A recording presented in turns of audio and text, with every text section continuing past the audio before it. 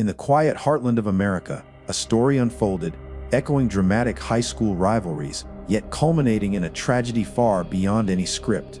It's a tale where adolescent skirmishes took a devastating turn, leaving an indelible mark on a community and posing a chilling question: could teenage jealousy lead to such irreparable loss? Today, we delve into a deeply personal account from someone who knew the young woman at its center, Stacy DeGrandchamp. Her vibrant life was tragically cut short, a narrative that, while reminiscent of fictional high school dramas, spiraled into grave, real-world outcomes. The antagonist in this real-life drama, unlike cinematic counterparts, faced consequences only after a long period. Before her life was abruptly halted, Stacy Maria DeGrandchamp was about to begin her senior year at Wayne High School. Born October 29, 1984, in Fort Wayne, Indiana, she was a kind, intelligent, charismatic, and athletic young woman. An only child, Stacy shared an extraordinarily close bond with her single mother, Rita. Together, they navigated life as a formidable duo, bolstered by a large extended family, including 27 cousins. Their connection to Rita's twin sister and daughter, Jamie, was particularly strong. Stacy and Jamie grew up just a block apart, feeling more like sisters than cousins. Those who knew Stacy remember her warmth and generosity. A childhood friend recalls admiring a poster in Stacy's room in 4th or 5th grade. Stacy immediately rolled it up and gifted it to her, an unexpected kindness. Years later, Stacy's absence was felt acutely. Visiting Stacy at her viewing, this friend experienced the surreal realization of losing someone her own age, a moment further etched in memory by Stacy's mother, Rita, who, despite years having passed, recognized them instantly, expressing deep gratitude. It was a poignant reminder of how deeply one can touch others' lives. Stacy attended St. Vincent de Paul Catholic School, then Kickanauga Middle School, and later Wayne High School in 1999. By August 2002, she was poised to begin her senior year, embodying the all-American girl image. A popular and preppy volleyball team member, she maintained excellent grades and held ambitious plans to study computer technology at Ball State University after graduation, having already applied. This period marked a turning point, a gateway to a bright, successful future. Part of this vision involved ending a relationship that no longer served her. Towards the end of her junior year, Stacy had started dating Brandon Muff, 20. Such relationships with older individuals, while sometimes exciting for teenagers, often proved challenging. As Stacy matured and looked ahead to her senior year, she realized the relationship with Brandon would hinder her aspirations. She made the difficult, clear-sighted decision to end it, eager to embrace her promising future. Stacy's upbringing by her single mother, Rita, forged a resilient spirit. She navigated the world with a unique perspective, embodying the popular, accomplished student while possessing a deeper understanding of life's complexities. Rita's unwavering dedication in raising such a remarkable young woman was widely admired, painting a picture of a strong, resourceful parent. Stacy wasn't the only young woman Brandon Muff had been involved with. Another Wayne High School student, Holly Boisvert, had also dated Brandon when she was 15. In 2002, Holly, a sophomore, was known for her ambition to be the queen bee of her social circle. If Holly was central, her closest associates, Amanda Richards and Whitney McGee, played their parts in the intricate social hierarchy. Holly was frequently described as arrogant, aggressive, and troublesome, a reputation even her former assistant principal recalled years later. The connection between Stacy and Holly extended beyond a shared past with Brandon. A middle school incident created lasting animosity, allegedly, at a pool party.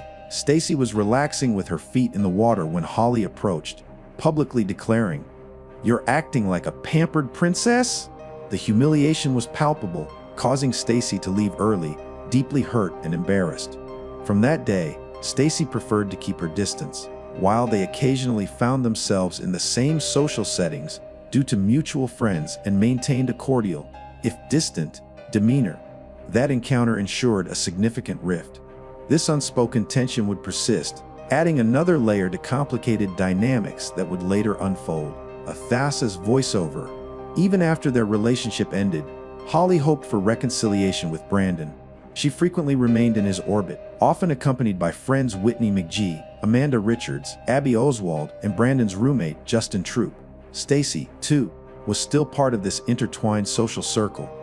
Holly's animosity towards Stacy was deepening, fueled by growing resentment. The earlier pool incident suggests a pattern. Holly perceives Stacy's presence as an affront, rooted in jealousy of Stacy's captivating charm. Instead of direct confrontation, Holly adopted a manipulative approach, subtly influencing group dynamics and sowing discord from behind the scenes. She seemed to plant seeds of doubt and create friction, rather than openly expressing displeasure. One incident led to a significant misunderstanding between Whitney and Stacy in summer 2002. Whitney became upset after Holly conveyed information that Stacy had allegedly shared sentiments with Whitney's ex-boyfriend. This echoed a familiar high school scenario where rumors and misinterpretations escalate. While exact details remained unverified, the alleged comments contributed to a palpable atmosphere of mean girl behavior, filled with whispers and accusations that began to circulate, creating mistrust. Stacy's cousin Jamie, interviewed for Mean Girl's Murder, aptly described Holly's actions. She depicted Holly as metaphorically putting imaginary daggers in Stacy's back, particularly by fanning Whitney's anger. Once Whitney was incensed, this mutual indignation seemed to forge a tighter bond between Holly and Whitney, solidifying their stance against Stacy. Such situations are a somber reminder of adolescence's intense emotional landscape. Youthful disagreements, fueled by hormones, crushes, and developing sensitivities, can feel overwhelmingly significant. Fostering respectful communication, even at a young age, is important. When open dialogue breaks down, and individuals allow others to speak for or against them, situations can quickly veer into unforeseen, challenging directions. Recognizing escalating tensions, Stacy made a pivotal decision late that summer. She began to distance herself from the group and ended her relationship with Brandon.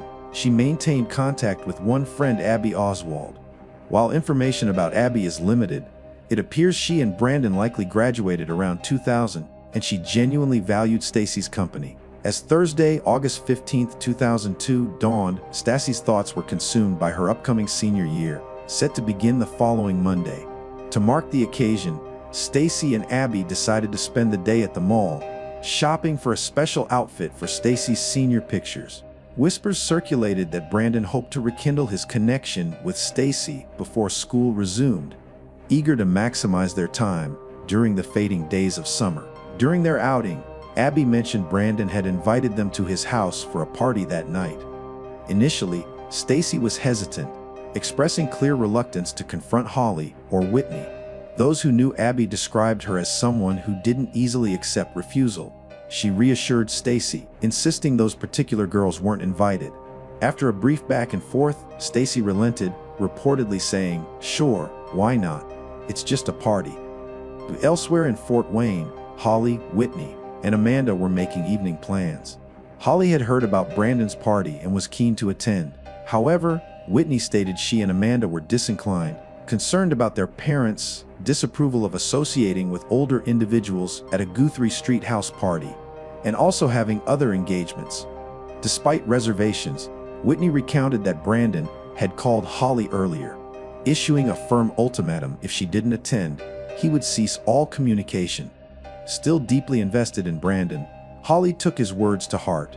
She decided that even if her friends wouldn't join, she would go alone. The arrangement was for Whitney and Amanda to drop Holly off at Brandon's house on their way to meet friends. Holly would then page them when she needed a ride.